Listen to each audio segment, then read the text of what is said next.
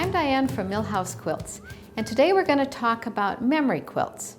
I have one before me that is a family quilt, and I did it because in 1 year we had one of our children get married and 2 others had babies. So we had this big family explosion, and I thought, how fun to just join us all together. Now I was a little stupid because at Thanksgiving I said, hey, everybody give me a shirt and I'll make you a Christmas present. I should have said it in the summer before, but I didn't.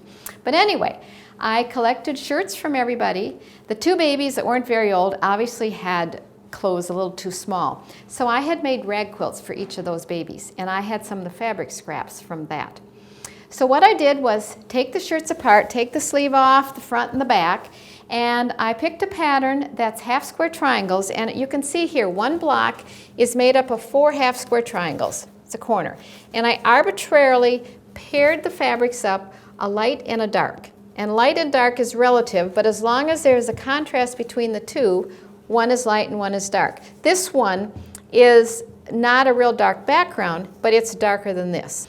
So I started making lots of blocks, and then I put the same blocks together, 4 of the same ones, to make one big block. So here I have a dark plaid and the light blue stripe. So I made a lot of blocks. Here is my baby scraps from the rag quilts, and I used, flannel and the plaid. And here you can see I had to seam it because the strip was a little small. Here's a seam. This one was an eyelet blouse that I got, so I had to put backing underneath it so that you wouldn't see between the eyelet.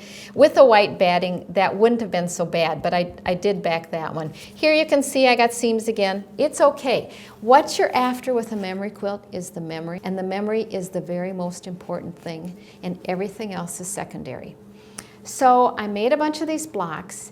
I made 4 quilts, all identical.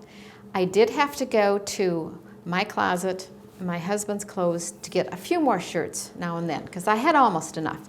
So what I did was space it all out. Everybody's in here. And I noticed that it was predominantly blue. There were more blue shirts than any other color. So I wanted to put a sashing between, and I was thinking, what would set that off the best? So thinking about the color wheel, I went with the brown rusty idea because they're very complementary colors. And I happened to have a piece of hand-dyed fabric that was variegated, but it was a lot of shades of kind of brown, a little bit of rust. This is slightly purple, but not real purple. But I thought that gave a really nice mottled effect. So I cut sashing strips out of that hand-dyed, and then I have a constant here of kind of a bittersweet color to make little cornerstones. And then I did the binding in the bittersweet.